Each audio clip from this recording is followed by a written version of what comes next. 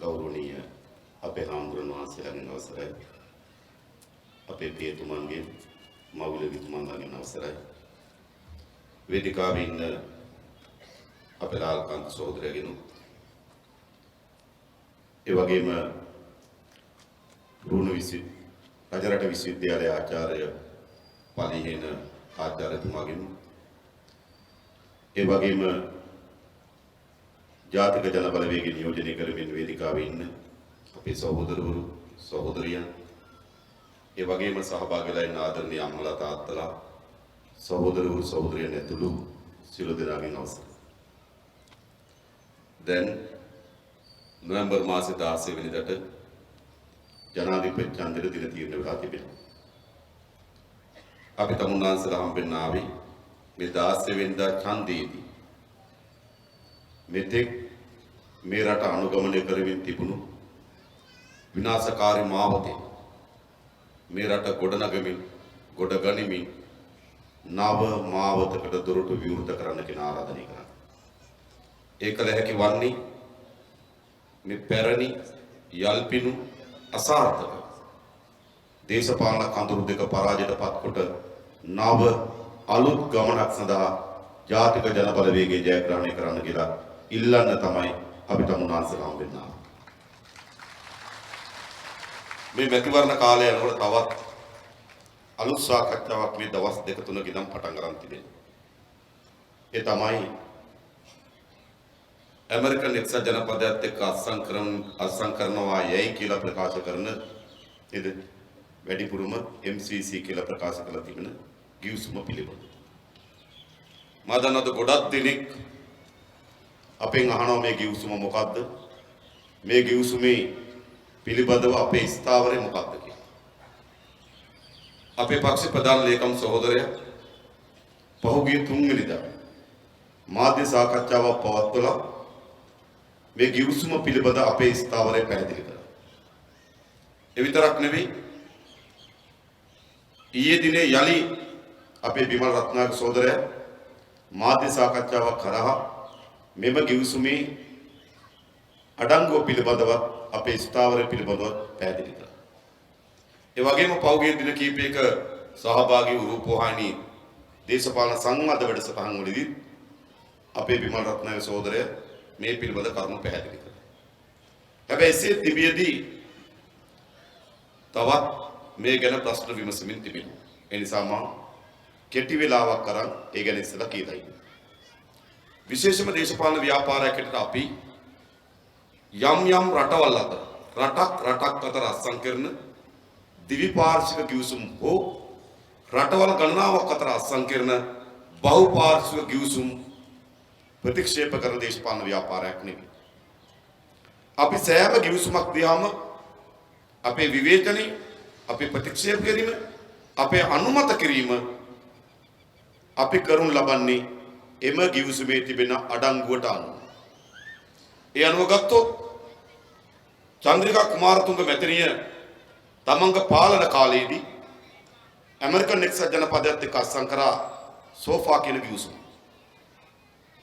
ඒ ගිවිසුම එසේ තිබියදීම මහින්ද රාජපක්ෂ අවුරුදු 10ක් පාලනය කළා.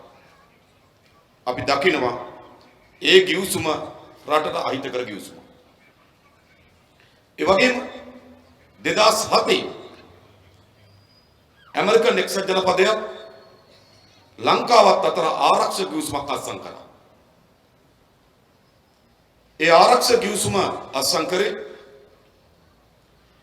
ඇමරිකානු තානාපතිවරයා ඒ කාලේ රොබර්ටෝ බ්ලේක් මහත්තයා ආරක්ෂක අමාත්‍යාංශ ලේකම් ගෝඨාභය රාජපක්ෂ මහත්තයා අතර අත්සන් කරේ ශ්‍රී ලංකාව සහ ඇමරිකාව අතර ගිවිසුම.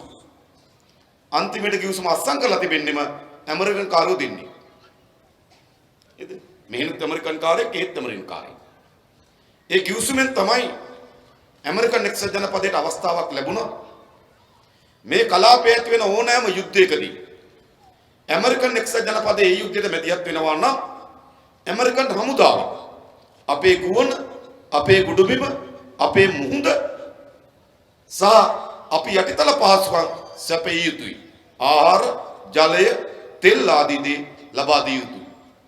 ඒක ඉතාමත් අහිතකර ගිවිසුමක්. ඒක ලෝකයේ ඇමරිකන් එක්සත් ජනපදයේ ඇති කරගන්නා යුද්ධයකදී නිතැතින් මේ ගිවිසුම අනුව අපි ඇමරිකන් පාර්ශ්වය වෙනවා.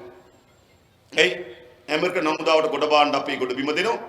ඇමරිකන් හමුදාවට නේද අපේ ගුවන දෙනවා, අපේ මුහුද දෙනවා, තෙල්, වතුර සහ ආහාර දෙනවා.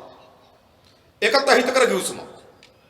ඒ ගිවිසුමට විරුද්ධව 2007 ගිවිසුම අත්සන් කරන්න පෙර සිටම අපි මේ පිළිබඳ ජනතාව දැනුවත් කරා. අපි මේ පිළිබඳ අපේ උද්ඝෝෂණය වල නිරත වුණා. ඊට පසු ඒ ගිවිසුමට අවුරුදු 10ක් පිරුණා. 2007 ඉඳන් 2017 අවුරුදු 10කට තමයි ගිවිසුම අත්සන් කරේ. නැවත රනිල් වික්‍රමසිංහ ආණ්ඩුව ඒ ගිවිසුම දීර්ඝ කිරීමේ ගිවිසුමක් අත්සන් කළා. ඒකටත් අපි එරෙහි. ඒ අතර මීට පෙර අත්සන් කළාද සෝෆා ගිවිසුමට තව වගන්ති ඇතුළත් කරලා අලුත් සෝෆා ගිවිසුමක් අත්සන් කරන්නත් රනිල් වික්‍රමසිංහ කැසකවමින් ඉන්නවා. තාම මේක කරගන්න බැරි වෙලා තිබෙනවා. අපි මේ පිළිබඳ අපේ පාර්ලිමේන්තුවේ ලොකු විවේචනයක්, ලොකු රණ්ඩුවක් පටන් ගන්න තියෙනවා. ඒ අතරතුර තමයි මේ ඇමරිකන් එක්සත් ජනපදයත් සමග මේ මිලේනියම් ගිවිසුම අත්සන් කරේ. මේ ගිවිසුම පිළිබඳ විශාල දෙපැත්තක සාකච්ඡාවක් ඇති වී තිබෙනවා. ගිවිසුම අත්සන් කරන මංගල සමරවීරලා ඇතුළු සජිත් ප්‍රේමදාසගේ කඳුර කියනවා මේ ගිවිසුම මාර ගිවිසුමක්. මේ ගිවිසුමෙන් අපිට මිලියන 88000ක් ලැබෙනවා. අපේ රටේ පාරවල් හැදෙනවා. අපේ රට මාර සංවර්ධන උතුරා යන ගිවිසුමක් ලෙස ගිවිසුම අත්සන් කරන්න බැදී සිටින නේද කැමැති වී සිටින සජිත්ගේ පාර්ශ්වය කියනවා. ගිවිසුම ප්‍රතික්ෂේප කරන මහින්ද රාජපක්ෂගේ පාර්ශ්වය කියනවා නේද මහින්ද තාම කියලා නෑ මොකවත් ගෝඨාභය කියලාත් නෑ. නමුත් ඒගොල්ලන්ගේ කසකරුවන් ටික නේද පහුගිය දවස් දෙකේ මම දැක්ක කියනවා මේක මාර ගිවිසුම අක්කර නේද 20 ලක්ෂයක් වගේ විශාල ප්‍රමාණයක් පර්චේස් එක රුපියල් 180 ගානේ ඇමරිකාවට පවරන්න හදන්නේ. මේ නිකන් මැදින් මොකද්ද කොරිඩෝවක් හදනවලු තාප්ප වලින් වෙන් වෙන පට්ටපල් බොරු. මේ දෙකම බොරු. මේ ගිවිසුමේ කියන වර්ගයේ මාර සුරංගනා ලෝකයක් හැදින්නෙත් නැහැ. මේ ගිවිසුමේ පෙන්නන වර්ගයේ මහ බිල්ලෙක් හැදින්නෙත් නැහැ. ඒක අපි තේරුම් ගන්න. මේ ගිවිසුම පිළිබඳ අපේ ස්ථාවරය. මේ ගිවිසුමේ ඩොලර් මිලියන 400 ලබා දීම සඳහා ප්‍රධාන යෝජනා තුනක් තිබෙනවා. එකක් අපේ ප්‍රවාහන පද්ධතිය දියුණු කිරීම සඳහා මුදල් සැපීම. දෙපක් අපේ මාර්ග පද්ධතියට යම් මුදල් ප්‍රමාණයක් සැපීම. තුන අපේ රටේ ඉඩම් නීති ප්‍රතිසංස්කරණය. අපේ ප්‍රශ්නේ තියෙන උතරත් එක්ක. අපේ රටේ ඉඩම් නීති වෙනස් කරන්න කියලා ඇමරිකාව අපිට සල්ලි දෙනවා. එතන ප්‍රශ්නයක් තිබෙනවා. එකක් අපේ රටේ ඉඩම් නීති වල ප්‍රශ්නයක් තිබෙනවා. සමහර අපේ රටේ ඉඩම් 50ක් 1930 වගේ. ඒ කියන්නේ දැන් නේද මේත් එක බලපුවම අවුරුදු 90කට වඩා පැරණි ඉඩම් 50ක් තිබෙනවා.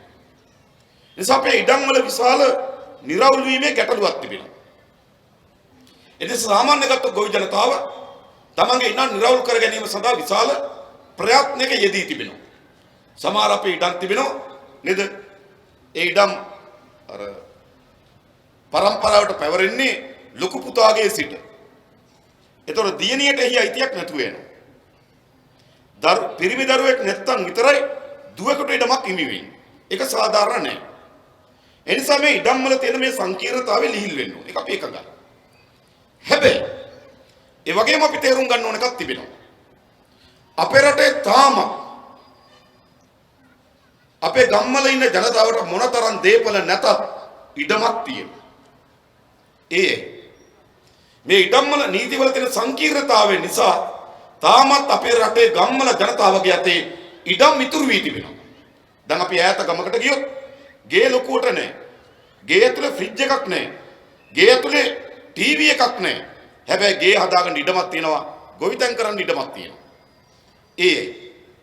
මේ ඉඩම් නීතිවල තියෙන සංකීර්ණතාවය නිසා ඉඩම් අපේ ජනතාව අතේ තියෙනවා. ඒ විතරක් නෙවෙයි. ඉඩම් කියන්නේ අපිට දේපලක් නෙවෙයි. සාමාන්‍යයෙන් අපි දන්නවා ගම්වල ඉඩම කියන්නේ අපිට ඥාතිත්වයක්. අපි සාමාන්‍යයෙන් කරාමු දෙකක් විකුණන විදියට චේන් එකක් උගස් කරන විදියට අපි කවුරුවත් ඉඩමක් විකුණන්නේ නැහැ. මොකද ඉඩමත් එක්ක අපේ බැඳීමක් තිබෙනවා. ඒ නිසා ඉඩම් තවදුරටත් දේපල නෙවෙයි අපිට ඥාතිත්වය. ඒ නිසා තමයි අපි හැමදේම අවුරුද්දට මහගෙදර යන්නේ. එතන අපිට ඥාතිත්වයක් තියෙනවා ඒ වත්තත් එක්ක. මේක යුරෝප රටවල් වල නේ අද හිටිය එක තැනක තව තැනකට ගියා. ඒක ඒගොල්ලන්ගේ සංස්කෘතිය. හැබැයි අපේ සංස්කෘතිය ඇතුලේ ඉඩම අපිට ඥාතිත්වයක් තිබෙනවා. ඒ නිසා අපේ රටේ ජනතාව අතර මේ ඉඩම් රැඳෙන්න උන. ඒ නිසා තමයි නීති සම්පාදනය වෙන්නේ. ඒ වගේම ජනතාවට ඉඩම් නීතිවල තිබෙන ඉඩම් නිරවුල් නොවීමේ ගැටලුවට උත්තර වුණා. මොකද තියෙන්නේ? ඒ වගේම ඒ ඉඩම් නිරවුල් කිරීම හරහා බහුජාතික සමාගම් වලට ඉඩම් මිලදී ගැනීමට තියෙන හැකියාවත් අපි නතර කරන්න ඕන. මතක තබා ගන්න. නතර කරන්න. ඒ නිසා මේ ඉඩම් නීති සංශෝධනය කරන්න ඇමරිකන් එක්සත් ජනපදය අපිට කරන යෝජනාවට අපි එකඟ නැහැ. එයි උන්ට යටි වමනාවක් තියෙනවා. මේ ඉඩම් සම්පත උන්ගේ සමාගම් මත ගන්න. හැබැයි අපි ඒ වගේම දන්නවා. ඔවුන් අපේ රටේ ඉඩම් සම්පත ගත්තේ මේ ගිවිසුම් තියාගෙන නෙමෙයි. සෝමාවති චෛත්‍ය ගාව අක්කර 5000 ඇමරිකානු ඩෝල් සමාගමට ගත්තා නෙවෙයි මහින්ද රාජපක්ෂ දුන්නා. කොහෙ එතකොට මේ වික්කා පැල්වත්තේ සීනි සමාගම ගාව අක්කර 2000කට වඩා වැඩි භූමි ප්‍රමාණයක් ඇමරිකන් ඩෝල් සමාගමට වික්කා. ඒ වගේම ඉංගිරිමිටියේ විශාල ඉඩම් ප්‍රමාණයක් ඇමරිකන් ඩෝල් සමාගමට වික්කා. ඒ විතරක් නෙවෙයි කල්පිටියේ දූපත් 14ක් තියෙනවා අපිට බත්තලංගුඩු ඇතුළු. මේ දූපත් 14ම බැසිල් රාජපක්ෂ විකුණන්න සැලසුම් කරලා තිබ්බා. ආණ්ඩුව වැටෙන්න කලින් දූපත් දෙකක් වික්කා. එකක් ඉන්දියානු සමාගමකට අනිත් එක ඩෙන්මාර්ක් සමාගමකට. එතකොට දූපත් වික්කපු රාජපක්ෂ ගොවි ජනතාවගේ ඉඩම් අක්කර දහස් ගණන් ඇමරිකන් කොම්පැනි වලට පවරපු රාජපක්ෂලා එකපාර මේ ගිවිසුමක් ගැන කුලප් වෙලා තින්නේ ඇයි? ඒත් රාජපක්ෂ මුකුත් කියන්නේ ගෝඨාභය මුකුත් කියන්නේ මේ දේශපාලන. අපි මේ ගිවිසුමේ ඉඩම් පිළිබඳ වගන්තිය ඇතුළත් කොට අත්සන් කිරීමට කිසිසේත්ම ඉඩ නොදෙන බවට අපි ඔයගලන්ට සාතිකයක් දෙනවා. ඒ වගේම සමහර අය අනෝ ඔයගොල්ලෝ මොනවා වෙයිද මේ ගිවිසුමට? මොනවා වෙයිද? ඒ ගිවිසුමේම තියෙන වගන්තියක් මොකක්ද දන්නවද? ඇමරිකන් එක්සත් ජනපදයට අවශ්‍ය නම් දින 30ක් ඇතුළත ගිවිසුමෙන් අයින් වෙන්න පුළුවන්. අපි આવොත් අයින් වෙනවා. අපි අයින් කරන්න ඕනේ නැහැ. මොකද ඔය ඉඩම් නීති ප්‍රතිසංස්කරණයට අපි එකඟ නොවෙනකොටම ඒගොල්ලෝ අයින් වෙනවා. එතන මේ ගිවිසුම විතරක් නෙවෙයි. අපි ඔයගොල්ලන්ට සහතිකයක් දෙනවා. සෝමාවති චෛත්‍ය ගාව අක්කර 5000 පළවත්ත සීන් සමාගම් ගාව තියෙන ඉඩම් ඒ වගේ ඉංගිරිමිටිය දීලා තියෙන ඉඩම් ඒ වගේම අද මොනරාගල අක්කර දහස් ගණන් පෞද්ගලික සමාගම් මත දෙන්න සරසුම් කර තිබෙන ඉඩම් සියල්ල යලි පවරගෙන ගොවි ජනතාවගේ දුවා දරුවන්ට බෙදා දෙනවා. පුළුවන් නම් ගෝඨාභය එක කියන්නේ. ගිවිසුමයි මේකයි දෙකම කියන්නේ. සජිත් ප්‍රේමදාස ගිවිසුමයි මේකයි දෙකම කියන්නේ. ඒවට ඒගොල්ලෝ නෝ කතා නෝ සිනා. මේ නිකන් කසකරුවෝ දදා මේ සෙල්ලම කරනවා. ඒ නිසා ඔය ගිවිසුම ගැන ස්ථාවරය අපි ඊක. මම මේ ටිකක් කිව්වේ මේක මාධ්‍ය දැන් දායි කියලා හිතලා. හරිද? මොකද මේක දැන් රටට යන්න ඕනකම තියෙන නිසා. ඊළඟ තමයි ප්‍රධාන වශයෙන් ගත්තොත් මේ ජනාධිපතිවරණදී අපි මොකද කරන්නේ? දැන් අපි දන්නවා ජනාධිපතිවරණ කියලා කියන රටට නව පාලනයක් තෝරාපත් කරගන්න මේ අවස්ථාව ඇවිල්ලා තිබෙනවා. අපි තමුන්නාන්සලට ආරාධනා කරන්නේ ඇත්තටම අලුත් පාලනය. ඇත්තටම අලුත් නායකයෙක් මේ නොවැම්බර් මාසේ 16 වෙනිදා ඡන්දෙදී රටේ ජනතාව තෝරගන්න. ඡන්දයක් නව පාලනය. දැන් ගෝඨාභය රාජපක්ෂ මහත්තයා නියෝජනය කරන පාලනේ තෝරාපත් කරගන්න කියලා. ඒක නව පාලනයක්ද? අර එස්.එම්. චන්ද්‍රසේනම ඉන්න නේද? බැරි වෙලා හරි ආවොත් දුමින්දත් ඉන්න නේද? සේම සිංහලා ඉන්න. චන්ද්‍රසේනගේ මල්ලිත් ඉන්න. පරණ එකමයි. ඉතින් ඡන්දෙත් යෝග තෝරගන්න ඕන. සජිත් ප්‍රේමදාසගේ පාලනය ආවත් නේද? චන්ද්‍රානිලා, හැරිසන්ලා නේද? ගමගේලා ඔය ඉන්න පරණ නේද? කණ්ඩායම් ඉන්න ආණ්ඩුව. ඉතින් ජනතාව ඡන්ද දෙන්න ඕනේ නැහැ පරණේවම තෝරගන්න. ඒ නිසා අපි තමුන්නාසට ආරාධනා කරනවා. මේ ජනාධිපති ඡන්දයේදී ජනතාවට අලුත් පාලනයක් තෝරගන්න ඕන නම් අලුත් පාලකයෙක් තෝරගන්න ඕන නම් තමුන්නාසලට තියෙන එකම බලවේගය ජාතික ජන බලවේගයේ වේගය විතරයි මේ රටට තෝරාපත් කරගන්න. එයි රටක් වුණාම රටක ඉන්නවා ළමයි ඉන්නවා තරුණයෝ ඉන්නවා වැඩිහිටියන් ඉන්නවා කාන්තාවන් ඉන්නවා ආබාධිත අය ඉන්නවා නේද? ආණ්ඩුක වගකීම මොකද්ද? මේ සියලු ජන කොට්ටාසයන් රැක බලා ගැනීම තමයි ආණ්ඩුක වගකීම. සියලු ජනතාව දරුවන් තරුණයන් වැඩිහිටියන් කාන්තාවන් නේද? ඒ වගේම ආබාධිත භාවයට පත් වූවා. මේ සියලු දෙනා රැක බලා ගැනීම තමයි ආණ්ඩුක වගකීම. ඒ නිසා අපි තමුන්වහන්සේලාට කියනවා අපි ඔක්කොම එකතු වෙලා මේ රටේ නව පාලනයක් ගොඩනගමු. ඒ පාලනයේ සහතික වශයෙන් අපේ රටේ සියලු ජන කොට්ටාසයන් සියලු ජනතාව බලා ගන්න රැක ගන්න ආණ්ඩුවක් අපි හදාගමු. කොහොමද හදාගන්නේ? කොහොමද බලා ගන්න? එක දරුවෝ. හිතන්න අපේ දරුවෝ සාමාන්‍යයෙන් ගත්තොත් අවුරුදු 19ට වඩා අඩු දරුවෝ ඉන්නවා 65,000ක් වගේ. විශාල සංඛ්‍යාවක්. අවුරුදු 15ට වඩා අඩුවෙන් බැලුවොත් 35,000ක් වගේ ඉන්නවා.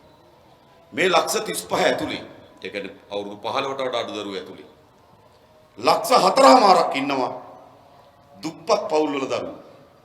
ඒගොල්ලෝ දරුවෝ. දැන් මේ දුප්පත් පවුලේ දරුවා බලාගන්නේ කවුද? මොකද වෙලා තියෙන්නේ දරුවන්ට? ඔයාලා බලන්න. දුප්පත්කම පාසල් නොයන්න හේතුවක් වෙලා තිබෙනවා. සමීක්ෂණ වාර්තාවකින් ලිදරව් වී තිබෙනවා. සල්ලි තිබෙන දරුවේ පාසල් හැර යන්න තියෙන ප්‍රවණතාවය වගේ 8 ගුණයක ප්‍රවණතාවයක් තියෙනවා දුප්පත් දරුවෙක් ඉස්කෝලේ ඇරලා යන්න. ඉස්කෝලේ අත්හැරලා යන්න. ඒ නිසා අපේ පළවෙනි පන්තියේ බාර දෙන දරුවන්ගේ 38,000 සාමාන්‍ය පෙළට කලින් අත්හැරලා යනවා. ප්‍රධානම සාධකය දුප්පත්භාවය. ඒ නිසා දුප්පත්කම විසින් අපේ දරුවන්ට අධ්‍යාපනයක් නෑ. ඒ විතරක් නෙවෙයි. දුප්පත්කම විසින් දරුවාට නිරෝගී සම්පන්න ජීවිතයක් නෑ. නිරෝගී සම්පන්න ජීවිතයක් නෑ. කෙසගවුණු නේද? හකු පෑදුණු, කෙස් පැසුණු නේද? බඩ ටිකක් ලොකුවට ආපු කුඩා දරුවෝ ඉන්න අපේ ගම්වල. සාධාරණ.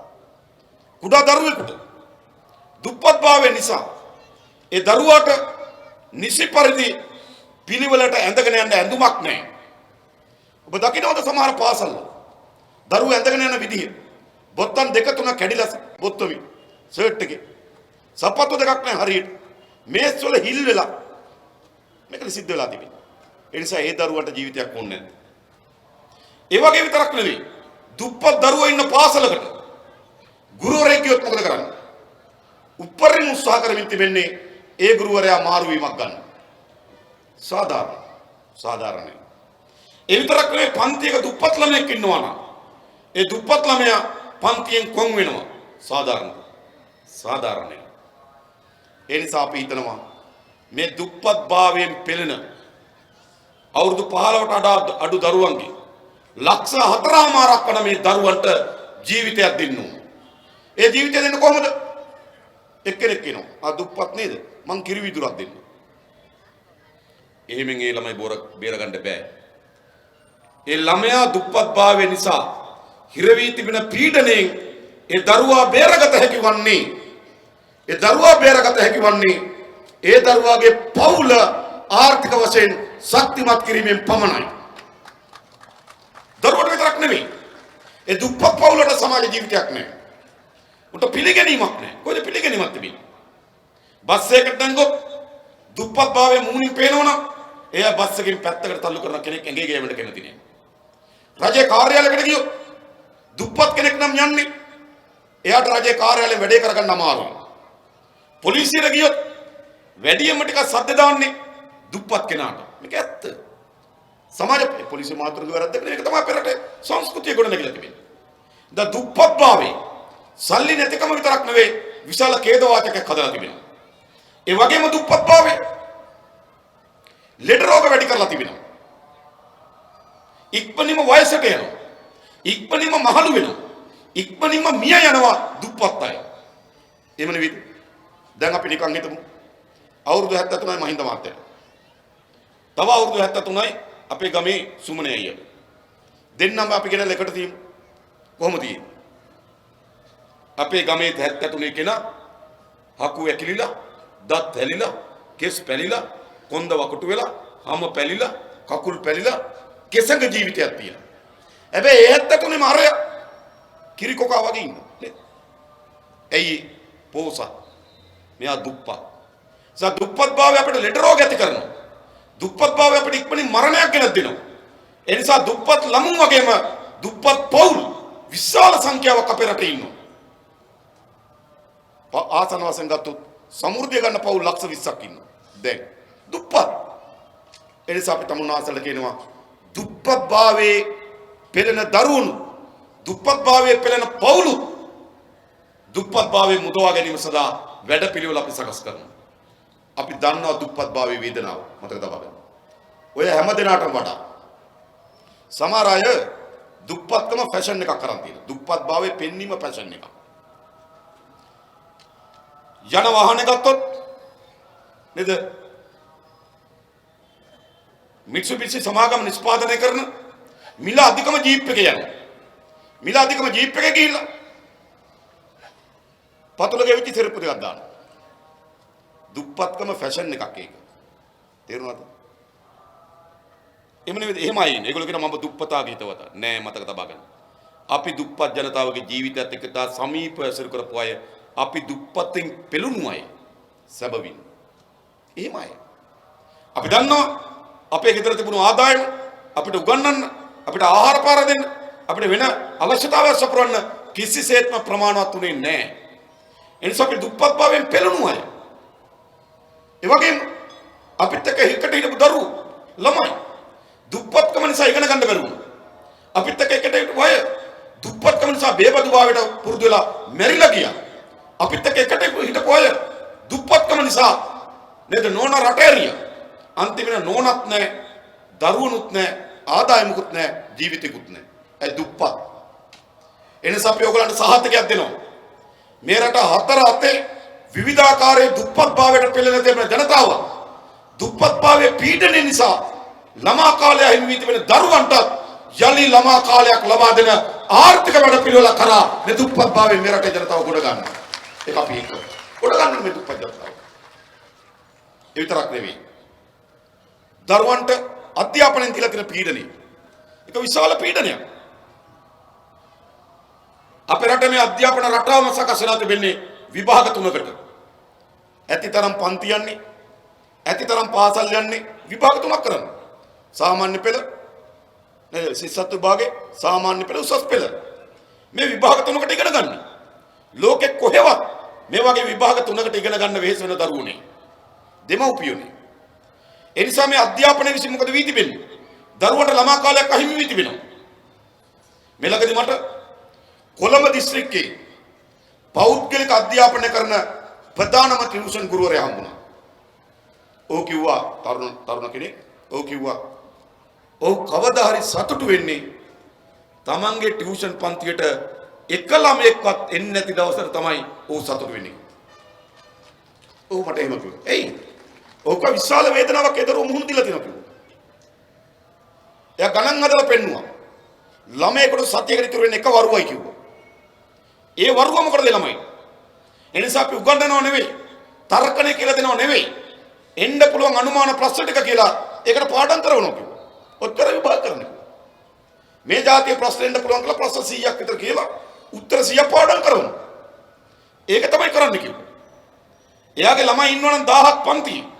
ඒ ළමයි 1000න් අඩුම තරමේ ළමයි 50ක්වත් මාසෙකට මානසික වෛද්‍යවරයෙක් හම්බෙන්න යනවා කිව්වා. මාස්පතාව නේද මානසික වෛද්‍ය ක්ලිනික් එකකට යනවා. මේකයි සිද්ධ වෙලා තිබෙන්නේ. ඔයගොල්ලෝ දැන් බලන්න ඔයගොල්ලන්ගේ ගෙදර දරුවෝ විශාල මානසික ආතතියකට මුහුණ දීලා තිබෙනවා. මොකද සිද්ධ වෙලා තිබෙන්නේ? එක්ක වාඩි වෙන තැන නිින්ද යනවා. මානසික ආතතියේ ස්වභාවය. එහෙම නැත්නම් නිින්ද යන්නේ නැහැ. මානසික ආතතියේ ස්වභාවය. එහෙම නැත්නම් පාඩම් කරාට මතක හිටින්නේ නැහැ. මානසික ආතතියේ ස්වභාවය. එහෙම නැත්නම් කේන්ති යනවා. නැද්ද? දරුවට මේක වෙලා නැද්ද? එනිසා අපේ දරු පරම්පරාව විශාල ප්‍රමාණයක් මානසික ආතතියට මුහුණ දීලා තිබෙනවා මේ අධ්‍යාපන රටාව ඇතුළේ. හැබැයි ඒ කොච්චර කරලා එයාට මොකද වෙලා තිබෙන්නේ? 3,30,000 පළවෙනි පන්තියට ඇතුළත් වෙනකොට 38,000ක් විතරයි උසස් අධ්‍යාපනයට යන්නේ. 38,000ක් සාමාන්‍ය පෙළට කලින් හෙලෙනවා. සාමාන්‍ය පෙළෙන් හෙලෙනවා. උසස් පෙළෙන් යනවා. දරුවන්ට ජීවිතයක් නැති වෙලා තිබෙනවා. දරුවන්ට ජීවිතයක් නැහැ. ඒ නිසා අද අපේ රටේ මේ අධ්‍යාපනය ඇති වී තිබෙන මේ තත්ත්වය අපි මුළුමනින්ම වෙනස් කරනවා. ඔයගොල්ලන්ට අපි එක සහතිකයක් දෙනවා. අපිට දෙන්න බලය අපි මේ රටේ අධ්‍යාපන ශාස්ත්‍රයේ විප්ලවීය පරිවර්තනයක් ඇති කරන මේ රටේ. මොකක් වෙනුවෙන්ද? එකක් දරුවන්ට යලි ළමා කාලය ලබා දීම වෙනුවෙන්. අපිට එහෙම ළමා කාලයක් තිබුණ නැද්ද? අපි වැවට ගිහලා එකට මෙකට පීනුවා. ගඟ ගාව දරුවෝ ගඟේ එකට මෙකට පීනුවා. ගමේ ළමයි රංචු ගෑවිලා සෙල්ලම් කරා බෝල ගෙවුවා. ඥාතින් එක්ක එකතු වෙලා රවුමක් ගියා. නිවාඩු කාලේ ආච්චිගේ සීයාගේ ගෙදර ගියා. එහෙම සමාජ සබත්තා සහිත මේ පරිසරයටත් ඇලුම් කරන මිනිස්සුන්ට ආදරය කරන ළමා ජීවිතයක් තිබුණා අපිට. අපේ දරුවන්ට තියෙනවද එහෙම ජීවිතයක්? මම මේ ළඟදී අපේ සහෝදරයෙක් ඉන්නවා යක්කල. ඒ සහෝදරයා ගෙදර යනකොට ඒ සහෝදරයා ගෙදර හිටියා ටිකක් ඒ සහෝදරයාගේ නොවන දරුවෙක්. මම කවුද මේ පුතා කියලා. මොකද්ද කිව්වේ? ඒගොල්ලන්ගේ අයියලා ගෙදර මල ගියා කුරුණෑගල. දරුවට පාඩම් කරන්න බැරි නිසා මෙහෙට එව්වලු මල ගෙදර ඉවර වෙනවා. මල ගෙදරක් කියන්නේ මොකද? අපේ සමාජ සම්බන්ධතාවය. ඥාතින් එකතු වෙනවා. නේද? බොඩි එක ගේනකොට මඬනවා. ටික වෙලාවකින් ආයෙ hina වෙන්න පටන් ගන්නවා. ආයෙ ගෙන යනකොට අඬනවා. හත් වෙනි දවසේ දාන වෙනකොට ඥාතින් ඔක්කොම එකතු වෙලා නේද? සුවදව hina වෙලා විසිරලා යනවා. ඒක අපේ සංස්කෘතිය.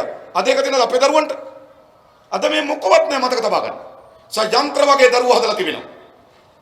කවියක් කියවන්නේ නැති, ගීතයක් රස විඳින්නේ නැති, චිත්‍රපටයක් රස විඳින්නේ නැති, නාට්‍ය බලන්නේ නැති, පවුලත් එක්ක එකට ඉන්නේ නැති, ළමයි එක්ක රංචු ගහන්නේ නැති, ගමේ වැවේ පීනන්නේ නැති, ගඟේ එකොටමකට පීනන්නේ නැති කිසි ළමා කාලයක් නැති යන්ත්‍ර වගේ දරුවෝ අපි හදලා තියෙනවා. ඒ වෙලාව කියනවා ඊට පස්සේ කියන මොකද්ද? අපේ හැදෙන කාල වගේ නෙවෙයි දැන් දරුවෝ.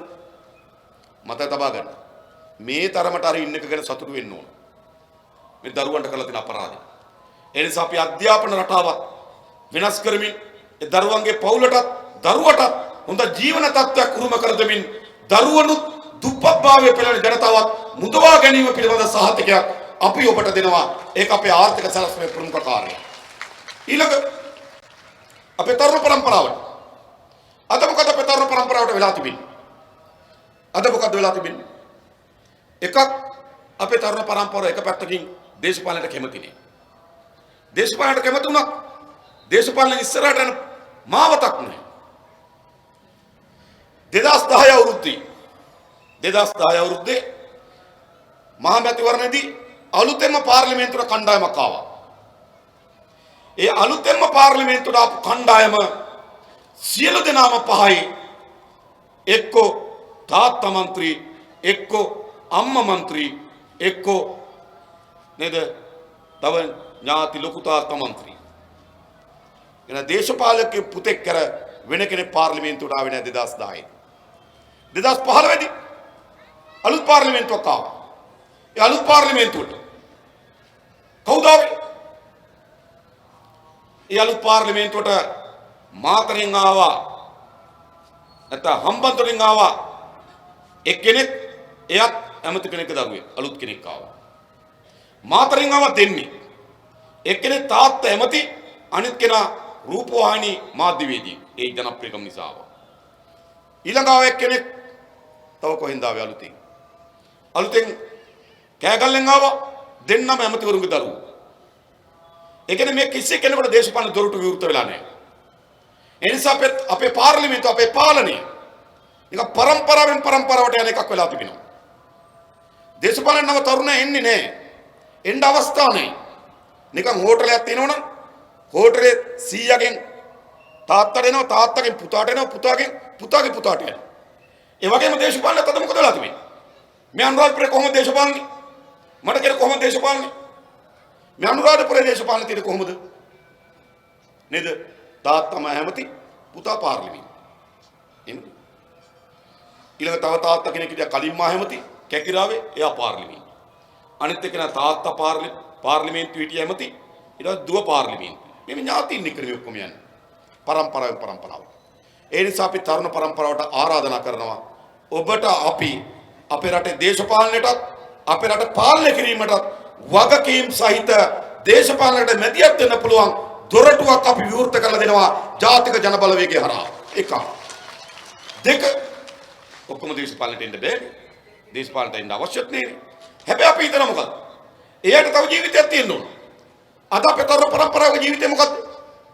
මොකද අපේ තරුණයන්ගේ ජීවිතය? අද අපේ තරුණයන්ගේ ජීවිතේ කොහේ හරි රටකට පැන ගන්න. නේද? ජපානයේ ඉඳලා යාළුවෙක් ගමට ආවොත් මචං මට එන්න බැරිද කියලා අහනවා. නේද? කොරියාවේ ඉඳන් යාළුවෙක් ආවොත් මාවත් ගෙනියපන් කියලා කියනවා. ඉතින් හැම තරුණයාගේ අපේක්ෂාව රට අත්හැරලා යන්න. හැබැයි තමුන්වන්සලා දන්නවද රට අත්හැරලා ගිහලා කරන ව්‍යාපාර මොනවද කියලා? ජොබ් මොනවා ඉතාමත් අසීරු රැකියාවල්. යුරෝපේ නම් ගොඩක් හෝටල් වල පිගන්න හොදන එක සහ වේටර් වැඩි. ඒක ඇත්ත. එහෙම නැත්නම් ඉතාලිය වගේ රටක නම් නාකි සුද්දේ බලාගන්නේ. සිඤ්ඤෝරේලා බලාගන්නේ. පාන්දර ගිහිල්ලා නේද? පැයක් විතර ගියේ අතපතු ගාලා නාවලා සුද්දා නේද? එයාගේ ඇඟ සුද්ධ කරලා නේද? පැම්පස් හම්දලා හරිද? මේක ඇඳේ දිදි කරවලා එනවා කෑම කවලා. ජොබ් එක. සමහර අපේ සහෝදරු ඉන්නවා බල්ල අරගෙන පැයක් ඇවිත් දුවනවා. සතියක් පැයක් ඇවිත් යුරෝපණක් හම් වෙනවා. ඒක තමයි යුරෝප රටවල ජොබ් එක. කොරියාවේ ජොබ් මොනවද? සමහර කොරියාවේ ජොබ් මං ගිහින් දැකලා තියෙනවා. සමහර කර්මාන්තශාලාවල අපේ තරුණ වැඩ කරන්නේ. ඉතාමත් අධික ශබ්දයක්. ඒක මිනිසාගේ ශ්‍රවණ ඉන්ද්‍රියට ඔරොත්තු නොදෙන ශබ්දයක. කන් වලට අප ගහගෙන පැය 10ක් තිස්සේ යකඩ කපනවා. පැය 10ක් විතර යකඩ කපනවා කන් වලට අප ගහගෙන. එහෙම නැත්තම් නේද උත්සත්වයේ රින 15ට 20ට බහින මහමුදී මාළු වල්ලන සමහර රැකිය නැව්වල මලකඩ කඩනවා. ඒක නැව ඇතුළට ගිහපුවම කළුවරයි. ටෝච් එක ඔළුවේ බැඳගෙන පැය 8ක් නැව පතුලේ මලකඩ කරන එක තමයි ජොබ් එක. ඔක තමයි අපේ තරුණයන්ගේ කොරියාවේ ජොබ්. ඉඳ හිට අමතර පොඩි ඉඳ හිට ජොබ් එකක් කරන අය ඉන්නවා. නමුත් බහුතරගේ ජොබ් ඒවා. මැද පෙරදි ගත්තොත් අපේ කාන්තාවගේ ජොබ් මොනවද? අපේ කාන්තාවන්ගේ ජොබ් මැද පෙරදික ගෙවල් බලාගන්නේ. බාබලා බලාගන්නේ. තරුණයන්ගේ ජොබ් අපි දැකලා තිබෙන තරුණ මතක තබා ගන්න. හම් පැලිලා මේ මුඛයේ දෙපැත්තේ තුවාල වෙලා තොල් පැලිලා ඉතාමත් අසිරු රැකියාවල තමයි මැද පෙරදික අපේ තරුණ නිරත වෙන්නේ. ඒක පාරේ වැඩ කරනවා. නේද? වහල් කඳවුරු වගේ. ඔක්කොම එකතු කරලා තියෙනවා කඳවුරු වලට දානවා. උදේ බස් 50ක් විතර එනවා. බස් 50 පටව ගන්නවා. අරගෙන ඉඳලා ෆැක්ටරියට දානවා. ආයෙ බස් වලින් ගෙනල්ලා අර නිවාස එකතු වෙලා ඉන්න තැනට දානවා. නිදා ගන්න ඇඳක් නැහැ, පිරිසිදු වතුර ටිකක් නැහැ, හොඳ වාතාශ්‍රයක් නැහැ. මේම රැකියාව තමයි අපේ තරුණයෝ කරන්නේ. හැබැයි එවැනි රැකියාවකට යන්න කොච්චර පොරබදනවද? අපි ගිහිල්ලා බැලුවා තානාපති කාර්යාලය ඉස්සර. පෝලිං ගිහිලා අපේ රටේ නව යෞවනේ.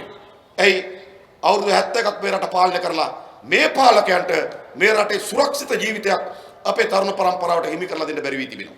කිසි සුරක්ෂිත ජීවිතයක් නැහැ අපේ තරුණ පරම්පරාවට. සරක් අත්තරලා එනවා. එහෙම නැත්නම් කල්පනා කර මොකද්ද?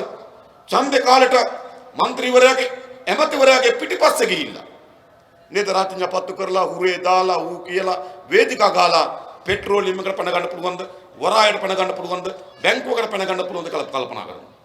එක්ක දේශපාලක පස්සේ යනවා රස්සාවක් වන්න, එක්ක එම්බසියක් පස්සේ යනවා රට ඇත්තරලා යනවා. මේක තමයි අද තරුණයාගේ ජීවිතේ. අපි යන මේ රටේ ඉන්න තරුණ පරම්පරාව මේ ජීවිතේට කැමතිද? ඊට වඩා නව ජීවිතයක් ඔබට අවශ්‍ය නැද්ද? අපි සාහිත්‍යයක් දෙන අපේ රටේ තරුණ පරම්පරාවට. ඔබේ හැකියාව, ඔබේ දක්ෂතාවය, ඔබ ඉතා සතුටින් මේ රට ගොඩනැගීමේ ක්‍රියාදාමයට දායක වෙන රැකියාව වෙළඳපොළ, රැකියාව නිර්මාණශීලී රැකියාවක් අපි මේ රටේ උත්පාදනය කරනවා අපේ රටේ තරුණ පරම්පරාව. කොතනද? මා කියන්නේ නැහැ ඔක්කොම ගිහලා පෙට්‍රෝලියම් එකට පටවනවා කියලා. වැඩක් නැහැ. CTB එකට දානවා කියලා කියන්නේ නැහැ. ජනතාවගේ බදු සල්ලි. අද CTB එක ගත්තොත් බස් එකකට 8 දෙනෙක් ඉන්නවා. CTB ආයතනයේ එක බස් එකකට සේවකයෝ 8 දෙනෙක් ඉන්නවා. නඩත්තු කරන්න බෑ. ඉතින් තවත් වරායට පුරවලා, තවත් පෙට්‍රෝලියම් එකට පුරවලා, තවත් CTB එකට පුරවලා, තවත් විදුලි බල භණ්ඩයට පුරවලා වැඩක් නැහැ. එහෙම නැත්තම් උපාධාරීන් අරගෙන නේද ගම්වලට තව තවත් බන්දලා දීලා ඇට බෙදන්න, පැල බෙදන්න නේද ගොවි පරිශ්‍රණ කරන්න ඇති පළක් නැහැ. තරුණගේ හැකියාවට, දක්ෂතාවයට, අධ්‍යාපනයට සරලන රැකියාව නිර්මාණය වෙලා නැහැ. එනිසා අපි නව නිෂ්පාදන කර්මාන්තශාල ගණනාවක් මෙරට අපි ආරම්භ කරනවා. ඒකස්ස තමයි තරුණයට රැකියාව හම්බ වෙන්නේ. විධිමත් රැකියාවක් හම්බ වෙනවා ඒක ඇතුලේ. එයාට කළමනාකරුවෙක් නම් ඒ කර්මාන්තශාලාවට කළමනාකරුවෙක් රස්සාව. එයා කබඩාබාරකරුවෙක් රස්සාව. උට ලිපිකරු රස්සාව. නව ආයතන ඇතුලේ නව රැකියාව අපි නිෂ්පාදනය කරනවා. ඒක පැත්ත. අනිත් පැත්තේ අපි තරුණයට ආරාධනා කරන්නේ හැමදාම 5ට නැගිටිනවා, 6ට බස් එකට නගිනවා, 7:00ට කාර්යාලයෙන් බහිනවා, 8ට වැඩ පටන් ගන්නවා, 4:00ට වැඩ ආරනවා, 5:00ට බස් එකේ නගිනවා, 7 වෙනකොට ගෙදර එනවා, 7:00ට කෑම කනවා, 8:00ට නාට්‍යයක් බලනවා, 9:00ට නිදා ගන්නවා. තරුණන්ට ඕනද එහෙම ජීවිතයක්? එම රළු නීරස ජීවිතයක් වෙනුවට ඒගොල්ලෝ නිදහස්ව තමගේ හැකියාව දක්ෂතාවය අනුව අපේ රටේ නව ආර්ථික ශාස්ත්‍රයක් අපි නිර්මාණය කරනවා. ඒක තමයි සුළු හා මධ්‍ය පරිමාණ රැකියා කර්මාන්ත ශාස්ත්‍රයක් පටන් ගන්න. මට මේ ළඟ තිබුණ වැල්ලවායි තරුණේ එයාගේ මේ නට උපදේශ දීපු සුළු හා මධ්‍ය පරිමාණ කර්මාන්තයේ ශාස්ත්‍රීය නියුතු මහත්මයෙක් හම්බුණා. ඔහු කිව්වා වැල්ලවායි තරුණේ තොරතුරු තාක්ෂණය හරහා මාසෙකට ඩොලර් 3000ක් උපයනවා කිව්වා. ඒක ලක්ෂ 5ක් වගේ. හැබැයි රවුටර් එක එල්ලලා තියෙන්නේ අඹ ගහේ කිව්වා. ඇයි සිග්නල් නැහැ හරියට. අද තොරතුරු තාක්ෂණ වෙළඳපොළ ඇවිල්ලා අපිට ලෝකේ විශාල පංගුවක් අත්පත් කරගන්න පුළුවන් තැන. ඔයගොල්ලෝ දන්නවද? ඇමරිකන් එක්සත් ජනපදයේ ආරක්ෂක දෙපාර්තමේන්තුව කියලා කියන්නේ ඇමරිකාවේ එක්සත් ජනපදයේ තියෙන හදවත. ආරක්ෂක දෙපාර්තමේන්තු මුදුකාංග පද්ධතිය නිර්මාණය කරේ ලංකාවේ සමාගම. එංගලන්තේ කොටස් වෙනද පොලේ මුදුකාංග පද්ධතිය නිර්මාණය කරේ ලංකාවේ සමාගම. එක්සත් අරබ් එමිරාත් රාජ්‍යයේ ආණ්ඩුවේ මුදුකාංග පද්ධතිය නිර්මාණය කරේ ලංකාවේ සමාගම. ලංකාවේ දේශීය ආදායම් දෙපාර්තමේන්තු මුදුකාංග පද්ධතිය නිර්මාණය කරේ සිංගප්පූරු සමාගම. හරිද? ඉතින් මේ ක්ෂේත්‍ර විශාල හසලකම් තියෙන තරුණ පරම්පරාවක් ඉන්නවා. අපි ඉතාමත් හොඳ මේ වෙළඳපොළට අවශ්‍ය වෙන යටිතර පාසුකම් දීලා. ඉතාමත් හොඳ මේ වෙළඳපොළ වර්ධනය කිරීම සඳහා තාක්ෂණය ලබා දීලා. ඉතාමත් හොඳ ආරම්භයේදී හැමතැනම 4G ඉතා හොඳින් ක්‍රියාත්මක වෙන. නිකම් මේ නේද ෆෝන් එක අරන් ගේ වටේ දුවන්න නෙමෙයි. හැමතැනම 4G තාක්ෂණය ඉතා හොඳින් ක්‍රියාත්මක වෙන නේද සංඥා පද්ධතිය අපි ලබා දෙනවා. තාක්ෂණය ලබා දෙනවා. ලබා දීලා ලෝකේ අපේ නව තරුණ පරම්පරාවට ඒ වෙළඳපොළෙන් පංගුවක් ගෙදර ඉඳන් අත්පත් කරගන්න පුළුවන් නව රැකියා ශාස්ත්‍රයක් අපි අපේ තරුණ පරම්පරාවට නිර්මාණය කරනවා. ඒ විතරක් නෙවෙයි. සුළු මධ්‍ය පරිමාණ ව්‍යවසායකෙක් බවට පත් කරන්න ඕන. මොකද වෙලා තිබෙන්නේ? සුළු මධ්‍ය පරිමාණ ව්‍යවසායකෙක් අද අපිට ඉන්නවද? නෑ. ආණ්ඩුව කරපු සමීක්ෂණයකින් වාර්තාවක් මට මේ ළඟදී හම්බුණා. සුළු මධ්‍ය පරිමාණ ශාස්ත්‍රයට ආපු 100ක් આવොත් 85ක් කඩා වැටිලා කිව්වා. ඒ කියන්නේ බිම්මල් වගා කරන්න, මල් වගා කරන්න, පොඩි කඩයක් දාන්න, විසිතුරු මසුන් නැති කරන්න. මට මේ වගේ තිබුණ නැද්ද මේ? එයා පටන් ගන්න විසිතුරු මතුන් ඇති කිරීමේ ව්‍යාපාරය. එයා පටන් ගන්න මල් වගාව. එයා පටන් ගන්නවා අඹ වගාව. නේද? එහෙම නැත්නම් එයා පටන් ගන්නවා කුඩා රසකල් නිෂ්පාදනය කරන තැන. මේ ආදී සුළු මධ්‍යපරිමාණ ව්‍යවසායකයෝ අපේ රටේ හදන්න පුළුවන්. හදන්න පුළුවන් විභවයක් අපේ රටේ තියෙන අවස්ථාවක් තිබෙනවා. ඒ හැකියාව තියෙන තරුණයෝ ඉන්නවා. තරුණ විතරක් නෙවෙයි. අපේ කාන්තාව විශාල ප්‍රමාණයක් ඉන්නවා. අපේ විශ්වවිද්‍යාලවල ගත්තොත් විශ්වවිද්‍යාලවල අද ඉගෙන ගන්න අයගෙන් 70%ක් කාන්තාවෝ. හැබැයි රැකියාවල ඉන්නේ 31%යි. උපාධිය තියෙනවා, දැනුම තියෙනවා. හැබැයි ගෘහ ජීවිතේ ඉහිර වෙලා තියෙනවා. අන්න එයාට සුළු මධ්‍ය පරිමාණ ව්‍යවසායකයෙක් බවට පත් වෙන්න පුළුවන්. ඒ වගේම යුරෝපේ හරි කොරියාවේ හරි ගිහිල්ලා ලක්ෂ 30ක් 40ක් උපයාගෙන ඉන්න තරුණයෝ ඉන්නවා. එයාට සුළු මධ්‍ය පරිමාණ ව්‍යවසායකයෙක් බවට පත් වෙන්න පුළුවන්. කොච්චර දෙනෙක් මෙතන ඉන්න අක්කලා, මෙතන ඉන්න තරුණයන්, අයියලා, සහෝදරයන් කොච්චර කී දෙනෙක් උත්සාහ කරාද මොකක් හරි කරන්න. මල් වගා කරන්න පටන් ගත්තා. බිම්මල් වගා කරන්න පටන් ගත්තා. විශ්වරුමතු ඉඳි කරන්න පටන් ගත්තා. බියුටි සැලොන් එකක් දාන්න පටන් ගත්තා. චුට්ටි කොත්තු කඩයක් දාන්න පටන් ගත්තා. නේද? එළවලු කඩයක් දාන්න පටන් ගත්තා. මොනව නොකරේ. හැබැයි එකක්වත් අවුරුදු දෙකක තුනකට වඩා දුවන්නේ නැහැ. එයි අපි ඒවා කරන්නේ ඉවට. එහා ගෙදර බිම්මල් වගා කරා. මෙහා ගෙදර කෙනා හිතන මමත් බිම්මල් වගුවොත් හොඳයි කියලා. ඊළඟ කන්න වෙනකොට දෙන්නම ඉවරයි.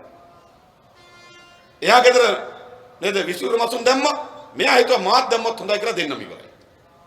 එහා ගෙදර මල් පැල වගාවක්, අඹ වගාවක් නේ, අඹ පැල මල් පැල වගාවක් ආරම්භ කරා. මෙහා ගෙදර කෙනා පැල තවනක් දැම්මා. දෙකම ඉවරයි. උන් නැද්ද? මොකද කියන්නේ? එයි අපි අද සුළුවා මධ්‍යපරිමාණ ව්‍යවසායකයෙක් බවට පත් වෙන්න හදන්නේ ඉවට. එහා ගෙදර දැකලා මේ ගෙදර කරන්න හදනවා. එහෙම කරන්න බෑ. ඒක කරන්න ඕන කොහොමද? අද ලෝකයේ වෙළඳපොළ ඇසිරෙන්නේ දත්ත, තොරතුරු, පුරෝකතන. මල් කොච්චර ඕන වේද ලංකාවට? අන්න. බිමල් කොච්චර ඕන වේද ලංකාවට? විස්තුරුමතුන් කොච්චර ඕන වේද ලංකාවට? තොරතුරු, පුරෝකතන. තව අවුරුදු 5කින් කොච්චර ඕන වෙයිද? තව අවුරුදු 10කින් කොච්චර ඕන වෙයිද? ඒකට ගැලපෙන නිෂ්පාදනය කරන්න. අපි වෙළඳපොළ ගැන මුකුත් දන්නේ නැහැ. අපි පෙළ තවනක් දානවා. අපි වෙළඳපොළ ගැන මුකුත් දන්නේ නැහැ. විසුතුරු මසුන් ඇති කරන්න පටන් ගන්නවා. අපි වෙළඳපොළ ගැන මුකුත් දන්නේ නැහැ. තල කැරලි නේද? ඔතන්න පටන් ගන්නවා. අන්තිමට ඔක්කොම විනාශ වෙලා බැංකුවටත් ණය වෙලා බඩු ටිකක් විකුණලා නෝන රටේ වල තමයි ණයින් බේරින්නේ. ඔන්න සුළු ව්‍යාපාරිකට වෙච්ච දේ. අපි ඒක වෙනස් කරනවා. අපි සෑම ප්‍රාදේශීය ලේකම් කාර්යාලයකම සුළුවා මධ්‍යපරිමාණ ව්‍යවසායකයන් තථා දිරිගැන්වීම සඳහා අවශ්‍ය නිලධාරි මහත්තයෙක් පුහුණුව සමග ලබා දෙන්න.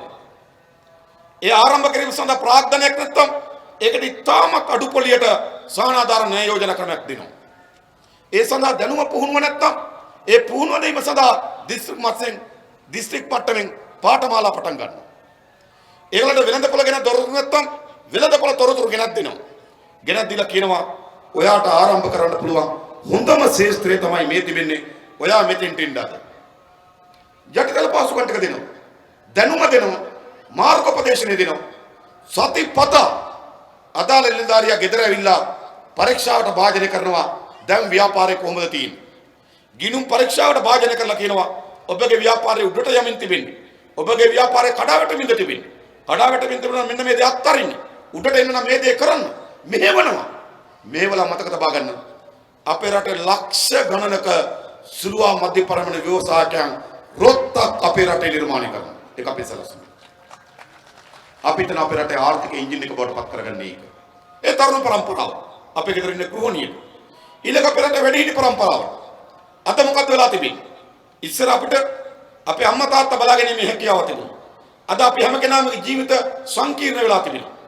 කවරෝ වැඩිහිටියේ අපි දැක්ක පහුගිය කාලේ නේද? සමහර වැඩිහිටියන් ගෙදර බලු කූඩුවට දාලා වහලා තියෙනවා. එක තාත්තා කෙනෙක් වුණත් එයා අපේ රටේ තාත්තා කෙනෙක්.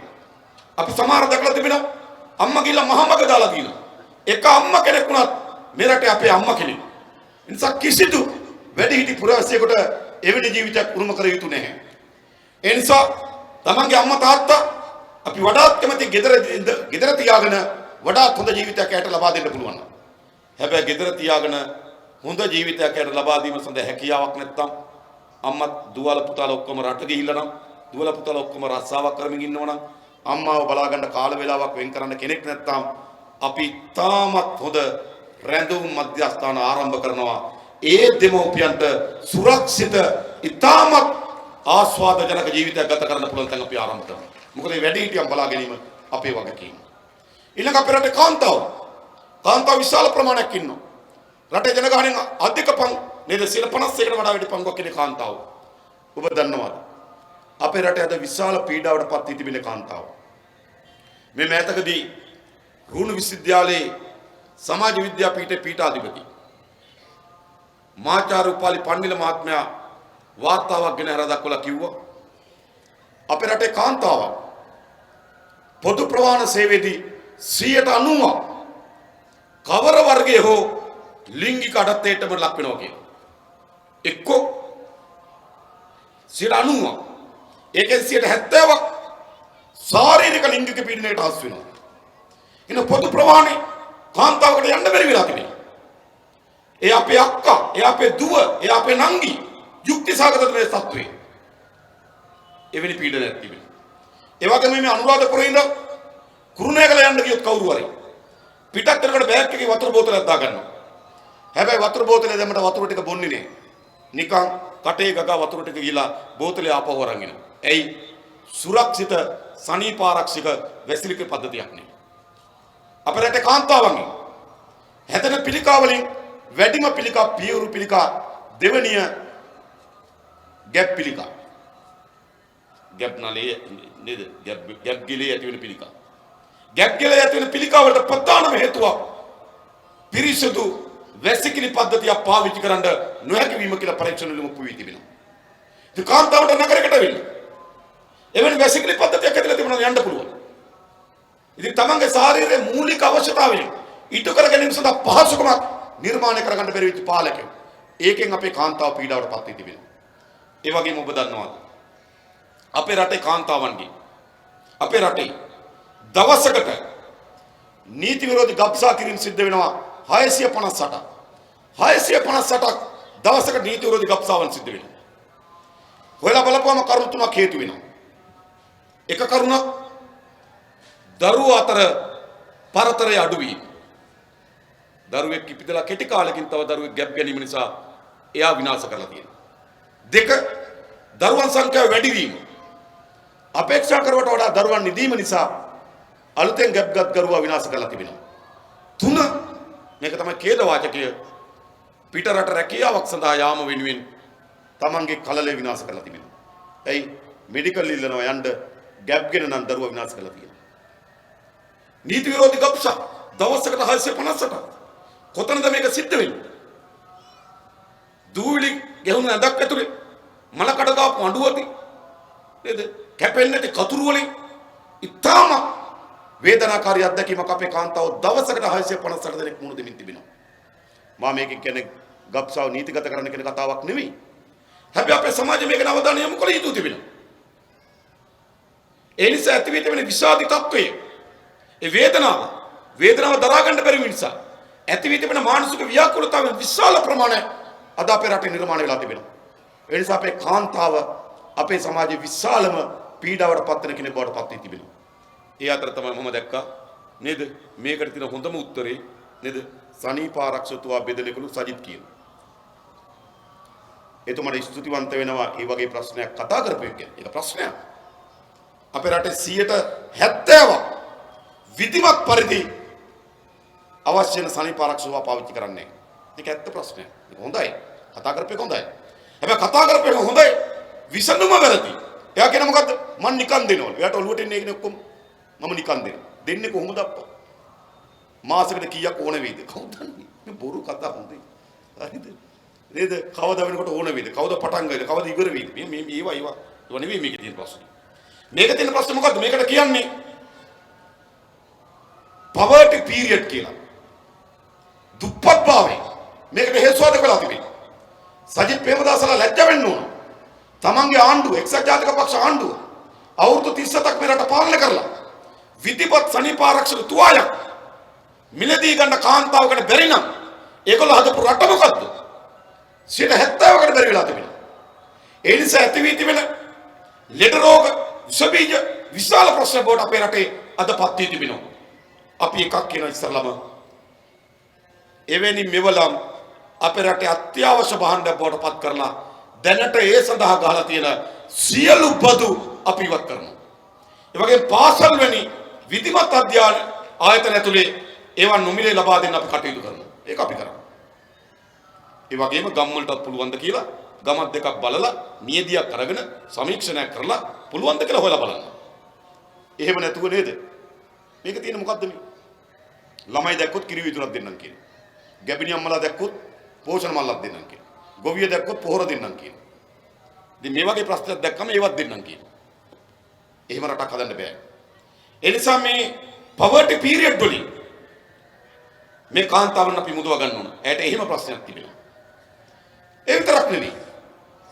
අද අපේ ගෙදර ආර්ථික පීඩනයක් ඇති වුණොත් ඒ පීඩනයේ බර ලැබෙන්නේ ගෙදර කාන්තාවට. දරුවට හරි වෙලා කන්න නැත්තම් වේදනාව වැඩිම ඉන්නේ කාන්තාවට. දරුවට ඉගෙන ගන්න බැරි නම් වැඩිම වේදනාව වෙන්නේ කාන්තාවට. අම්මා තාත්තා රසණීප වෙලා බෙහෙත් තරම් දෙන්න විදියක් නැත්තම් වැඩිම වේදනාව තියෙන්නේ කාන්තාවට. ඒ වගේම ඔබ කල්පනා කරලා බලන්න. ඒ වගේම ගෙදර තියෙන වැඩවලින් සාමාන්‍ය රාජකාරී වැඩක නේද අපි તો 8ට පටන් ගත්තා වැඩ කරන පැය 8යි. අපේ ගෙදර කාන්තාවට තියෙන වැඩ කරන පැය 8ක් තියෙනවා. ඉස්සරළම නැගිටින්නෙත් අම්මා අන්තිමට නිදාගන්නෙත් අම්මා. එමනේ ගෙදර ඉස්සරළම නැගිටින්න කාන්තාව අන්තිමට නිදාගන්නෙත් කාන්තාව. ඇයට වැඩ කරන කාලයක් නැහැ. සියලු බර ඇයගේ පිට වැටිලා තිබෙනවා. ඇයගේ මහත්තයා ගොවියෙක් නම් ඇත්ත ගත්තොත් අපේ ගොවි මහත්තයා ටිකක් මැනේජර් වගේ. කෑම ටික මේ වෙලාවට ඕන, වතුර ටික මේ වෙලාවට ඕන, තේ ටික මේ වෙලාවට ඕන, බිත්තර ටික මේ වෙලාව විතර වී ටික මේ වෙලාවට එවන්න කියලා මැනේජර් පාර්ට් එක අපේ ගොවියා. වැඩ කරන පාර්ට් එක ගෙවිලිය. එහෙම නේද? මට කියන අපි දන්නවා නේද? මහත්තයා මොකද කරන්නේ? ඕඩර්ස්. නේද? ටයිම් ටේබල් එක දීලා මේව ඕන කියලා නේද? පොඩි විසිල් පාරක් ගහගෙන ඉන්නවා. ඒගොල්ලෝ වැඩ කරනවා මම නෑ කියන්නේ. නමුත් වැඩිම වැඩ කරන්න වෙලා තියෙන කාටද?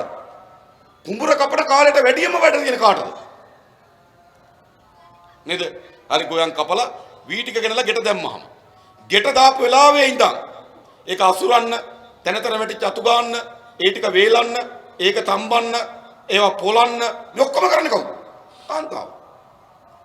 නේද? එහෙම නේද? එනිද අපේ රටේ පොදු ආර්ථික පීඩනයත් අපේ රටේ කාන්තාවට මුහුණ දී තිබෙනවා. විශේෂ ප්‍රශ්නත් ඇයට තියෙනවා. අපි ඕගලන්ට එක සහතිකයක් දෙනවා. කාන්තාවන්ද අපේ රටේ අනිකුත් පුරවැසියන් හා සමාන ජීවිතයක් උරුම කර දෙන සමාජ පෙරලියක් අපේ රටේ නිර්මාණය කරනවා. ඒකට මානසිකත්වයේ ඇගීම, පිළිගැනීම, බස් එකේ යනකොට ඒ කාන්තාවට දක්ව යුතු ගෞරවය, ඒ සඳහා තියෙන බැඳීම් මේ සියල්ල සමාජ පෙරලියක් කරා අපි නිර්මාණය කරනවා. ඒක ඔබට සහතිකද? මා හිතනවා අපේ රටේ මේ ව්‍යසනින් අද මේ ඇති වී තිබෙන ව්‍යසනින් ඉදිරියට මෙන්න ඕන කණ්ඩායම තමයි කාන්තාව. ඔබට ජීවිතයක් ඕන. ඔබට මොකක්ද උරුම වෙ තිබෙන ජීවිතේ? ඔබ මියන ඔබ අවුරුදු 70ක් ජීවත් වෙනවා නම් අඩුම තරමේ අවුරුදු 70න් අවුරුදු 40ක්වත් ඇස්සල කඳුළු වෙවිලා තියෙනවා. අඬලා තියෙනවා. වේදනාවට පත් වෙලා තිබෙනවා. මෙලඟදී වාර්තාවක් ආවා. අස්වාභාවික මරණ වලින් කාන්තාවන්ගේ අස්වාභාවික මරණ වලින් කාන්තාවන්ගේ වැඩිම ප්‍රමාණයක් මැරලා තිබෙන්නේ එක ස්වාමියා පහර දෙමින්, එක ඥාතියා පහර දෙමින්. ගහලා මරනවා. මොනතරම් හිංසනයකටපත් වී තිබෙනවද? මොනතරම් ප්‍රහාරයකට ලක් වී තිබෙනවද? අම්මා තාත්තලා කියන්නත් බෑ, පොලිසියට කියන්නත් බෑ. මේක දරාගෙන ඉන්න වෙලා තිබෙනවා. මාත්‍ය කුලී වැඩනම් කරන්නේ හම්බ කරන 1500ක් නම් එනකොට 600ක බීලා එනවා තනියම. කමක් නැහැ දෙන්න එක බිව්වලකට මුදල්. දැන් මම කියන්නේ බොණ්ඩ කියලා නෙවෙයි. මම කියන්නේ මොකද්ද? දැයගේ අයිතිවාසිකම් මුළුමනින්ම කප්පාදු වී තිබෙනවා. ඒ නිසා අපි කාන්තාවට මේ රට ස්ත්‍රීන්ට ගරුත්වය, සමාජ පිළිගැනීම, නිදහස සහිත රටක් අපි නිර්මාණය කරනවා. අපි නිකන් කියනවා ගෙදර බුදුන් අම්මා කියලා. හැබැයි අපේ ගෙදර නේද බුදුන් අම්මා වුණාට අපේ ගෙවල් වල අම්මලා කඳුළු වලින් ඇස් පුරවගෙන ඉන්නවා. මෙන්න මේ தත්ත්වය වෙනස් කරන්න තමයි ආණ්ඩුව වල මතක තබා ගන්න. ආණ්ඩුව වල මේ කිරි වීදුරක් දෙන්නම්, පෝෂණ මල්ලක් දෙන්න. ඒවට ආණ්ඩුව ඕනේ නැහැ. ඒවා ජනතාව හදාගනි. ආණ්ඩුව වල මොකද්ද? මේ සමාජයේ ඇති වී තිබෙන මේ ව්‍යසනේ, සමාජයේ ඇති වී තිබෙන මේ ඛේදවාචකයන් පෙරලියක් හැටියට පරිවර්තන කරන්න තමයි ආණ්ඩුව ඕන. අපි ඒ වගේ ආණ්ඩුවක් මේ රටේ ජනතාව එකතු වෙලා හදාගමු. ඒක ඊළඟ ප්‍රශ්න. ඊළඟ ප්‍රශ්නේ අපේ රටේ ආබාධිත ජනතාව. ඔයගොල්ලෝ දන්නවද ආබාධිත අය කීයක් ඉන්නවද? ආසන්න වශයෙන් ගත්තොත් අපේ රටේ ආබාධිතයින් අය ඉන්නවා 17,000ක්. 8.5. එක්ක ස්පේන් නැහැ, එක්ක කන් ඇහෙන්නේ නැහැ, එක්ක ශරීරය නේද නිසි පරිදි ක්‍රියාත්මක වෙන්නේ නැහැ. ඒ පුරවැසියෝ මම හිතනවා අපේ රටේ මොන ආණ්ඩුද මේ ආබාධිත ජනතාවගේ අයිතිවාසිකම් පිළිබඳව පෙනී හිටින්නේ කවුරුවත් අද ආබාධිත ජනතාවගේ අයිතිවාසිකම් වෙනින් පිළිඳුවක් නිර්මාණය වෙලා නැහැ. 10,000ක් ඉන්නවා. සමහරට ඇහෙන්නේ නැහැ, සමහරට පේන්නේ නැහැ, සමහරට තමන්ගේ අංග චලන නිෂ්ප්‍රති කරගන්න බෑ. හැබැයි ඒගොල්ලෝ අපේ රටේ මිනිස්සු. මොනවද මේ ආණ්ඩුව මේ ආබාධිත ජනතාව ඉලක්ක කොටගෙන කරලා තිබෙන්නේ? ආබාධිත දරුවන් ඉන්නවා, ආබාධිත වැඩිහිටියන් ඉන්නවා, ආබාධිත තරුණයන් ඉන්නවා. මේ අය ඉලක්ක කරගෙන කිසිදු නිසි වැඩ පිළිවෙලක් හදන්න අසමත් වී තිබෙනවා. සාමාන්‍ය පාර්ලිමේන්තු නීති කුසම්මත කරනවා. රජයේ සෑම ගොඩනැගිල්ලකට ප්‍රවිෂ්ඨ වෙනකොට ආබාධිත ජනතාවටද අවීරකින් තොරව ප්‍රවිෂ්ඨ වෙන්න අවස්ථාවක් තියෙන්න ඕන කියලා. නමුත් එහෙම ගොඩනැගිලි හැදෙන්නේ ඔව්. ඔයගොල්ලෝ දන්නවා සමහර රටවල බස් එක ඇවිල්ලා ගහනකොට එතනින් රෝද පුටුවේ කෙනෙක් නම් බස් එක තට්ටුවක් තියෙන එක පොළවට පාත් වෙනවා. රෝද පුටුවෙන් ඒකෙන්ම බස් එක ඇතුළට යන්න පුළුවන්. අපේ රෝද පුටුවක ඉන්න කෙනෙක් බස් එකට නගින්න කොහොමද? නේද? බස් එකට නගින්න යාට කකුල් දෙක ආබාධිතයි නම් රෝද පුටුවත් උස්සගෙන පඩිත් දෙඟල බස් එකට නගින්න කකුල් තව වැඩි යුත් උන වෙනවා. ආබාධිතත්ව මේක වෙලා තියෙනවා. මේව තමයි ආණ්ඩුව අවදාන මිනිස්සු රැකබලා ගැනීම. මිනිස්සුන්ගේ ජීවිතයක් දීම තමයි ආණ්ඩුවල වගකීම. ගොඩනැගිල්ලකට නගින්න බැරි නම් බස් එකකට නගින්න බැරි නම් ඒගොල්ලන්ට සාධාරණ දෙයක්. ඒ විතරක් නෙවෙයි රැකියාවකට ප්‍රවිෂ්ඨ වීමේදී අපි යෝජනා කළා තිබෙනවා සමහර තෝරාගත්ත රැකියාවලට ආබාධිත කෙනෙක් සම්මුඛ පරීක්ෂණයකට එනවා නම් ඔහුට වැඩි ලකුණු ප්‍රමාණයක් දෙනවා ප්‍රමුඛතාවයක් දෙනවා ඒ රැකියාවට ගන්න. මං කියන්නේ සමහර ඒවාට බෑ. පොලිසියට වගේ රස්සාවකට බෑනේ. නමුත් සමහර රැකියාව තිබෙනවා. ආබාධිතයට කළ හැකි රැකියාව. ඒ සඳහා ප්‍රමුඛතාවයක් දෙන්න ඕන. ඒගොල්ලන්ට අපි ජීවිතයක් දෙන්න ඕන. ඒගොල්ලෝ රැක බලා ගන්න ඕන. මගේ කැම්පස් එකේ හිටපු මගේ යාළුවෙක් ඉන්නවා. ඒ යාළුවගේ දරුවා ආබාධිතයි. ඒ වගේම අපේ යාළුවෙක් හිටියා කැනඩාවේ. කැනඩාවේ හිටපු අපේ යාළුවා ලංකාවට ආපු දවසක මමයි අපේ යාළුවෝ කට්ටිය ගියා අර දරුවා බලන්න. කැනඩාවේ හිටපු යාළුවා මොකද්ද කිව්වේ? මචං කැනඩාව වගේ රටක නම් මෙවැනි ආබාධිත දරුවෙක් ඉන්න එක ලොතරැයියක් ඇදුනා වගේ කිව්වා.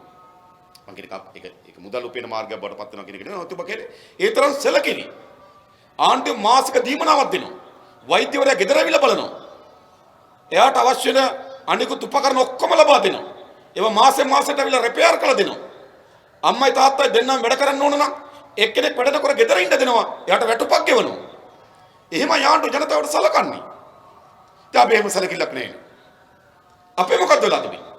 ආබාධිත දරුවෙක් ඉන්නවනම් ඒක ගෙදරටත් බරක් වෙලා තිබෙනවා. ඒ දරුවට ජීවිතයක් නැතුව තිබෙනවා. අපේ එංගලන්තේ අපේ පක්ෂ වැඩ කරන සංවිධායක සහෝදරය එයා වැඩ කරන්නේ ආබාධිත දරුවෝ බලා ගන්න මධ්‍යස්ථානයක. ඒ මධ්‍යස්ථානට දරුවෝ ගෙන යන බස් එකේ එයාට මාස 3-4කට පුහුණුවක් ලබා දීලා තිබෙනවා. විශේෂ වාහනයක් එයාට ලබා දීලා තිබෙනවා. ඒ වාහනේ ආබාධිත දරුවා ඉන්න ගෙදරට එනවා උදේට. ගිහිල්ලා එයාට පුහුණුව ලබා දී තිබෙන ආකාරයට ඒ දරුවා ඒ වාහනේ අරගෙන ඒ දරුවා නැවත ගිහිල්ලා අර ආබාධිතයන්ගේ විවිධ පුහුණු මධ්‍යස්ථාන දරුවෝ ඇරලා ආපහු සුරක්ෂිතව ගෙදර ගෙනල්ලා දානවා. ඇතුළු කරනවා. එහෙම තමයි මානසික රාජ්‍ය. මේගොල්ලන්ට ඒව තියනවද? ඇමතිකම වෙනවා හෝටලයක් ගහන්න පුළුවන්ද කියලා හොයනවා. නේද? ඇමතිකමක් ගත්තා නම් හෝටලයක් ගහන්න බලනවා. ඇමතිකමක් ගත්තා නම් බාර් එකක් දාන්න බලනවා. ඇමතිකමක් ගත්තා නම් ගල් කොරියක් දාන්න බලනවා. ඇමතිකමක් ගත්තා නම් වැව්තාවුල ගයක් හදා ගන්න බලනවා. ඇමතිකමක් ගත්තා නම් කොළඹින් ගයක් ගන්න හදනවා. මොකද මේ වෙලා තියෙන්නේ? පාලකයද මේ? ඒ නිසා මේ රටට ඕන සෑම ජනතාවක් කෙරෙහිම ආබාධිත භාවයට පත් වූවන්ද, වැඩිහිටි භාවයට පත් වූවන්ද, කාන්තාවන්ද, තරුණයන්ද, දරුවන්ද උඩ සිට බලා ගන්න. උඩ සිට සෙනෙහින් ආදරයෙන් රැක බලා ගන්න ආණ්ඩුව ඕන අපිට. එහෙම ආණ්ඩුවක් ඕනේ නැද්ද මේ රටට? තමුන්නාසට මොන වගේ ආණ්ඩුවද මේ රටට ඕන? ඇමතිකම ගන්න හොර බැංකු වලට ගන්නවා. ඇමතිකම ගන්නවා මහ බැංකුවට ගන්නවා. අගමැතිකම ගන්නවා. ජනාධිපතිවරණ නෙළුම් කුළුණෙන් ගහනවා. ආරක්ෂක ලේකම් වෙනවා. මික්පහරක යනකොට ගේනකොට හොරකම් කරනවා. කවුද මේ? ඒ නිසා අපි තමුන්නාසලා ඉල්ලා හිටින්නේ. අපි මනුස්සත්වයෙන් පිරි ආණ්ඩුවක් හදන්න ඕන. සෑම ජනතාවක්ම සුරක්ෂිතව බලා ගැනීමේ වගකීමක් සහිත ආණ්ඩුවක් අපි මේ රටේ හදමු. අපි තමුන්නාසලා ආරාධනා කරන්නේ නොවැම්බර් මාසේ 16 වෙනිදා අන්න එවැනි ඉතාමත් වැදගත් ගුණාත්මක වර්ගයේ පාලනය අපේ රටේ ගොඩනැගී ගැනීම සඳහා තමුන්නාසලා ඡන්දය පාවිච්චි කරන්න. ඕනේ දෙන්න. මම ඕනේ දෙන්න. ඒකේ විතරක් නෙවෙයි. ඒකේ විතරක් අපි යෝජනා කළ රෝගීන්ගේ අයිතිවාසිකම්. අද සෞඛ්‍ය ශාස්ත්‍රයේ විශාල අරගලයක් තියෙන කාගේ අයිතිවාසිකම් වෙනින්? අද සෞඛ්‍ය ශාස්ත්‍රයේ අයිතිවාසිකම් තියෙන කාටද? වෛද්‍යවරු ස්ට්‍රයික් කරනවා ඔවුන්ගේ අයිතිවාසිකම් වෙන්නේ. හෙද නිලධාරීන් සටන් කරනවා ඕකේ අයිතිවාසිකම් වෙනුවෙන්. කනිෂ්ඨ කාර්ය මණ්ඩලය සටන් කරනවා ඕකේ අයිතිවාසිකම් වෙනුවෙන්. අපි පිළිගන්නවා ඒ සටන්. හැබැයි සෞඛ්‍ය සේවය ගොඩනගී තිබෙන කා වෙනුවෙන්. සෞඛ්‍ය සේවය ගොඩනගී තිබෙන වෛද්‍යවරයා වෙනුවෙන් නෙවෙයි. හෙද කාර්ය මණ්ඩලය වෙනුවෙන් නෙවෙයි. කනිෂ්ඨ කාර්ය මණ්ඩලය වෙනුවෙන් නෙවෙයි. සෞඛ්‍ය සේවය ගොඩනගලා තියෙන කා වෙනුවෙන්. රෝගියා වෙනුවෙන්. සෞඛ්‍ය සේවයක් රෝගීන් නැත්නම් සෞඛ්‍ය සේවයක් ඕන වෙන්නේ නැහැ. ඒක වෙන්නේ නැහැ කවදාවත්. හැබැයි සෞඛ්‍ය සේවයක් ගොඩනගලා තිබෙන රෝගීන් වෙනුවෙන්. හැබැයි අද අපේ අයිතිවාසිකම් පිළිබඳ සටන තියෙන්නේ සෞඛ්‍ය කාර්ය මණ්ඩල පැත්තේ. එනිසා අපි යෝජනා කරලා තිබෙනවා අපේ රටේ රෝගීන්ගේ අයිතිවාසිකම් පිළිබඳව ප්‍රඥප්තියක් අපි සකස් කරලා නීතිගත කරනවා. රෝගියෙකුට අයිතිවාසිකමක් තියෙනවා. මේලකදී මට මාතර කෙනෙක් හම්බුණා. එයා කරාපිටිය රෝවලට ගියා. පපුව අමාරුව කියලා. ගියේ සැප්තැම්බර් මාසේ 9 මේ අවුරුද්දේ 2010 මාගාව තියෙන රෝගී වාර්තාව. එයාට ක්ලිනික් පොත. එයා යන්නේ